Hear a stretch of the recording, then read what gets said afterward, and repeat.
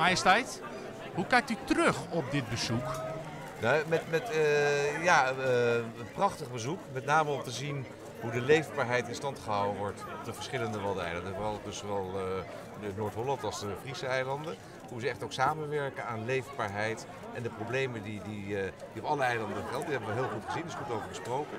En het geeft ons echt een goed beeld van de trots van de mensen op deze eilanden, de uitdagingen van deze eilanden. Maar met name ieder eiland heeft zijn eigen identiteit, daar staan ze ook heel sterk voor.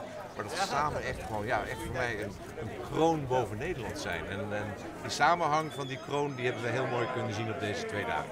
Hartelijk dank en goede reis. Dank u wel. Het ging heel snel. Ik zag ze aankomen. Ik denk, dit is mijn kans. Now or never. Dus ik heb haar gevraagd, Maxima, mag ik een selfie? En ze ging gelijk staan.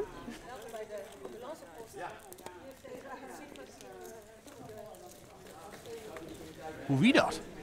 Het wie ontspannen en het wie hartstikke leuk. We hebben het gehad over lokale uitdagingen, lokale problemen. We hebben het zien oren in de zorg, als eiland en hoe het gaat met de zorg aan de wal en hoe die communicatie daar is. En het wie heel gemoedelijk en hartstikke leuk. Ja.